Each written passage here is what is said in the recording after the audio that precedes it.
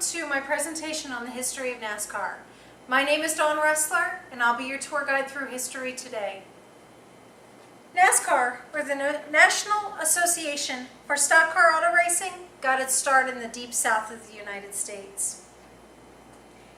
During the 1920s and 30s, American auto racers were taking to the beaches at Daytona to set land speed records. From the land speed record racing, drivers took to racing on a 4.1-mile track made up of 2 miles of the legendary beach and 2 miles of the iconic highway known as A1A. These two straightaways were connected on each end with corners made up of deep ruts of sand to create the racetrack. The deep ruts in the sand made it difficult for the heavier cars to do well in the races, so drivers started to modify their cars to make them lighter and faster. At the same time racers were taking to the beaches in Daytona, a few hundred miles north, bootleggers and moonshine runners were racing their modified cars up and down the mountain roads in Appalachia, trying to outrun the law. Loaded down with their illegal cargo, the bootleggers and moonshine runners would race each other to prove who had the fastest car. In the 1940s and 50s, post-World War II America was struggling to get back to normal. Soldiers coming back from Europe were looking for ways to unwind on the weekends, and every small town fairground set up impromptu auto races. Moonshine runners from the mountains and the land speed racers from Daytona Beach finally crossed paths in the precursor to NASCAR at these rough tracks created from the fairground dirt. These tracks often had rickety seats for spectators to watch their favorite drivers race to victory.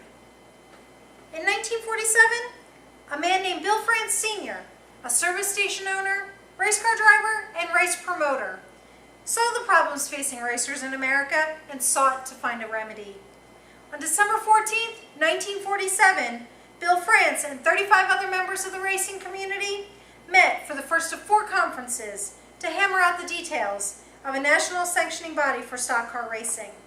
This group of racers, mechanics, and promoters sought to fix the problems in the day's racing community. They wanted a standard set of rules across the nation's racetracks, they wanted a national championship, and they wanted to grow the sport that we all love so much. NASCAR was born on February 21st, 1948, after those 4 meetings, in which Bill France and the others laid out the dream for the sanctioning body. The forefathers of NASCAR created 3 distinct series. The first was the Roadster Series. Stock car fans immediately were turned off by this, and so NASCAR shut it down. The Strictly Stock Series was faced with problems of its own. American automakers were struggling to keep up with the demand of the American public for new cars due to post-World War II supplies. Because the Strictly Stock Series race cars were the same cars available at the Ford, Plymouth, and Chevy dealerships, there were not enough cars to start the series right away. And so, 1948 was the year of the modified series. These cars raced 52 times in 1948. The first of these NASCAR sanctioned races was held in Daytona Beach on February 15, 1948. Red Byron took this car to the win, and he went on to win that first national championship that year. In 1949, that brought to life the Strictly Stock Series. The first Stock Series race was held at Charlotte Speedway on June 19, 1949. Jim Roper here took the win after Glenn Dunaway was disqualified when officials discovered altered rear leaf springs in his car. Strictly Stock rules dictated no part of the race car could be altered from the automaker's specifications. The Strictly Stock Series was renamed in 1950 to the Grand National Series. The Strictly Stock Series was renamed in 1950 to the Grand National Series. Over the next 10 years, NASCAR would allow modifications to the race cars to prevent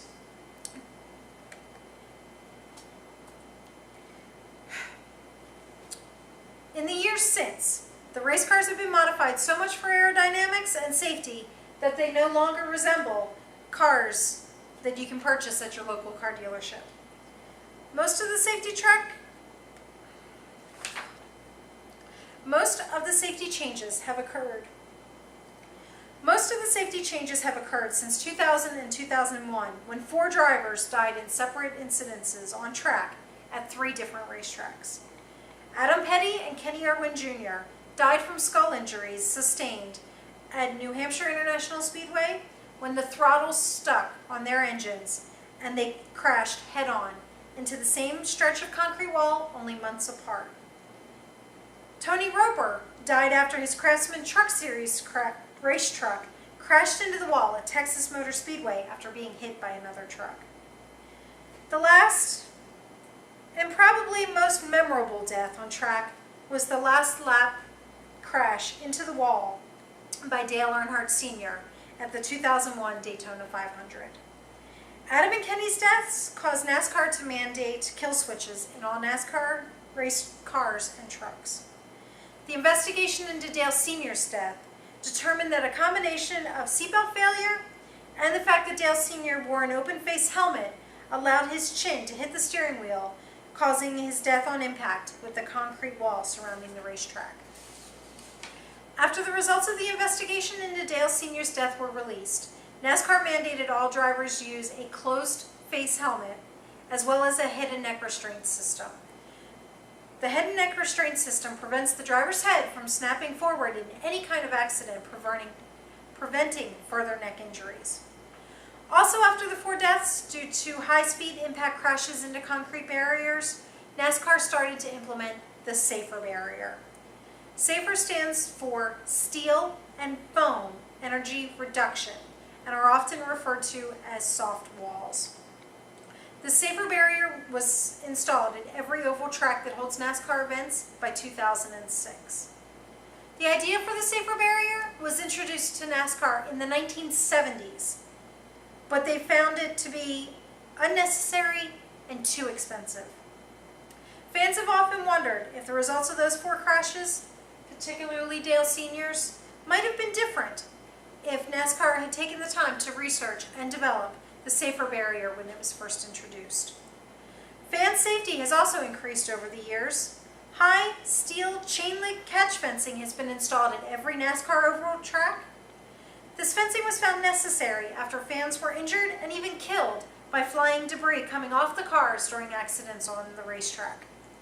In the past, before the concrete barriers and fencing, cars would occasionally fly off the track during accidents and also cause injuries. In 1959, the first major speedway was built, Daytona International Speedway. The 2.5-mile International Speedway opened with the 500-mile NASCAR International Sweepstakes. 59 cars started that race, and in the end, after 3 hours and 41 minutes, Johnny Beauchamp appeared to have beat Lee Petty in a photo finish. The race was so close that officials took 2 days to examine all the photos and newsreel footage taken to finally declare Lee Petty the official winner. After this race, cameras were placed at the finish line of every racetrack to prevent long delays in declaring a winner in case of another close finish. In 1972, major changes came to NASCAR. The Top Series went from being called the Grand National Series to the Winston Cup Series. R.J. Reynolds Tobacco Company signed a long-term deal to sponsor the series. With this sponsorship came a significant increase in cash benefits for drivers and teams, as well as a new points system. The season was also shortened from 48 races to 31. In 1982, NASCAR created a secondary series sponsored by Anheuser-Busch. The NASCAR Busch Series cars were similar in styling to the Winston Cup, but did not have the same horsepower as the Winston Cup cars. In 1995, NASCAR expanded its audience with the implementation of the NASCAR Super Truck Series, now called the NASCAR Camping World Truck Series. For the first time, there was a national series using modified pickup trucks to race on the same oval tracks as the Busch and Cup cars. Winston and the R.J. Reynolds Company stayed on board as title sponsor for 32 years before making the decision to leave the sport. With the departure of Winston and the R.J. Reynolds Company, NASCAR was on the hunt for a new title sponsor. Cellular phone service provider Nextel fit the bill. With the new deal, the series name was changed to NASCAR Nextel Cup. With the name change came other changes to the series as well. The number of races was increased from 31 to 36, and a significant change to the point system to determine the championship was implemented. In previous years, the driver with the most championship points after the final race would win the championship trophy. In 2004, the Chase for the Cup was developed to change the championship format into a playoff system similar to professional football, baseball, and hockey. The top 10 drivers had their points reset at the end of the first 26 races, and only those 10 drivers were eligible to win the championship. Kurt Busch won the Chase championship that first year. In 2007, the Chase was increased to the top 12 drivers, and bonus points were given for each win during the regular season. In 2008, the Nextel merger with another cellular phone provider, Sprint, created another name change. The NASCAR Sprint Cup Series was born. In 2011, major changes came to the point system again. The Chase for the Sprint Cup is still in place, but the number of points awarded for a race win was decreased from the previous maximum of 185 to 48, in the hopes of bringing tighter championship battles during the Chase for the Sprint Cup. We're halfway through the first season of the new change, and already the top spot in points has changed hands many times. Many of these changes in championship chase format have been due to the fact that driver Jimmy Johnson has won every year of the chase except for the first two. NASCAR is searching for ways to level the playing field even more to bring another champion to the table. Other drivers in NASCAR have won more championships, Richard Petty, Dale Earnhardt Sr., but never have they won 5 championships in a row. Will Jimmy Johnson win his 6th straight championship, or will NASCAR, the fans, and the drivers get their wish and finally see a new champion? We'll find out on November 20th, 2011 at the Miami Homestead Speedway when the 63rd season of NASCAR Sprint Cup Series racing comes to a close. I hope you've enjoyed this walk down NASCAR memory lane.